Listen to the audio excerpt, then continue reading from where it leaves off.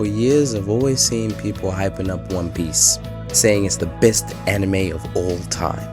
And me being the curious person I am, I wanted to see what this hype was about. So I thought, why not? So I started watching One Piece maybe a year ago now, and I've been chipping away at it, and man, it's been a slow journey.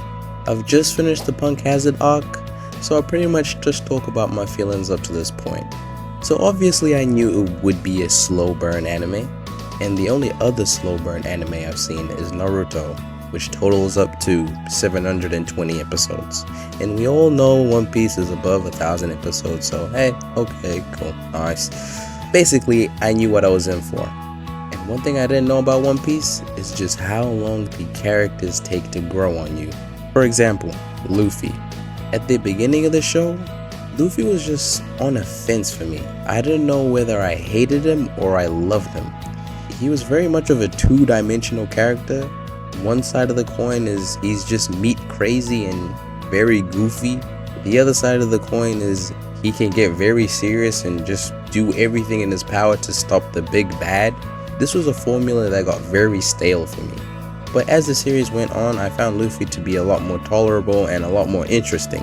Especially in the Water 7 arc, I felt that Luffy was going in a different direction. I felt like I was seeing a new side to him. And it felt like he was actually making decisions like a real captain would have to make. Especially when he was beefing with Usopp whether to keep the going merry or not. That was a very good watch and very entertaining, I'd say. During the Impel Down and the Marineford arc, I would say that was the point where I started rooting for Luffy, like proper.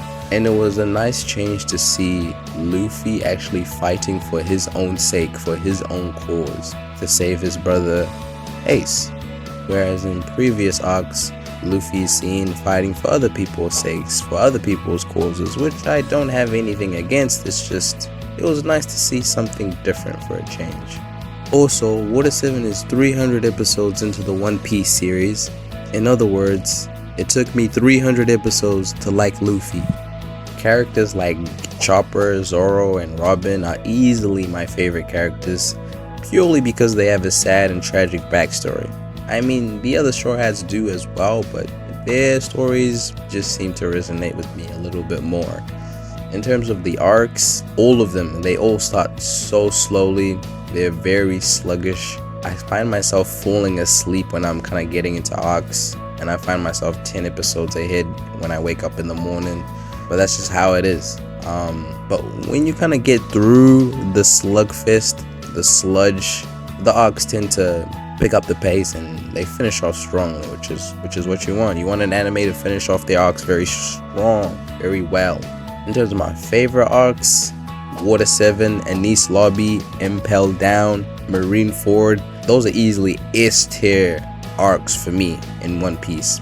You could probably join Water 7 and Enies Lobby together, but I just loved how questions of, is Usopp going to be leaving? Is he going to be in the group by the end of the arc? Is Robin leaving as well? Like, who's going to be left of the Straw Hats? Are they going to break up? These questions were just thrown up in the air, while I was watching these two arcs. And I would say, up to this point, One Piece, they were just using the same boring as unhype OST.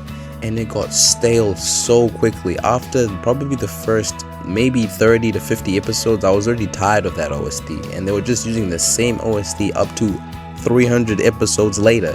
So I'm so glad they introduced a new OST in the Water 7 arc and the Enies Lobby arc, because it just freshened up the anime for me, and I just loved this arc a lot more because of that. In terms of the Impel Down and the Marineford arc, you can again also join these two arcs together. The stakes when watching these two arcs were very high.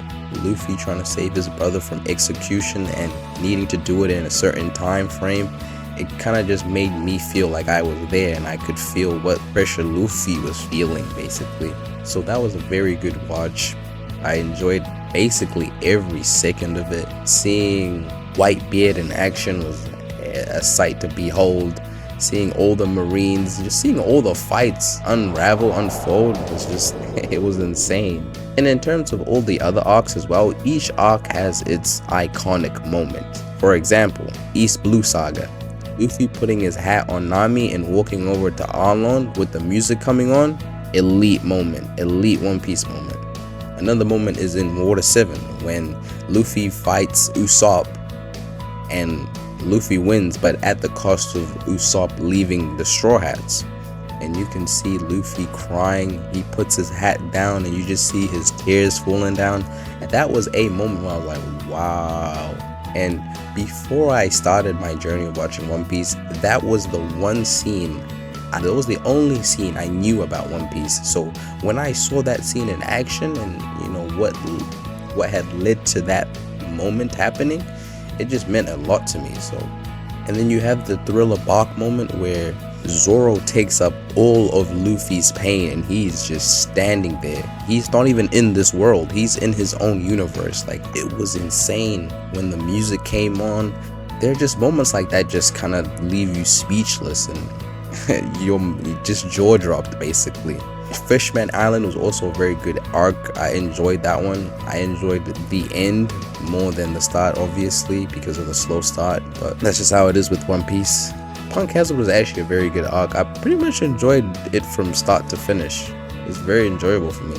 Now I'm up to Dressrosa arc, just started it. All I hope is that this show gets better. That's what I've heard from people. It does get better, so that's all I hope for. But hey, I don't have too many issues with it. I'd say probably the one big issue I have with One Piece is early on was that they never really killed anyone. One example there is in the Alabasta arc. There's a flipping bomb that's about to blow up the whole city, and this character called Pell, he's a bird, I should mention. He picks the bomb up and pretty much flies with it, flying into the sky, and you're like, wow, man, what a sacrifice, man, what a hero.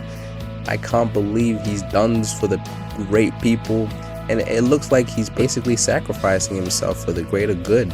And then boom, the bomb blows up in the sky and pretty much he saves the whole city. Next episode, you just see Pell walking around like as if nothing ever happened, like he just didn't blow up in the sky with the bomb.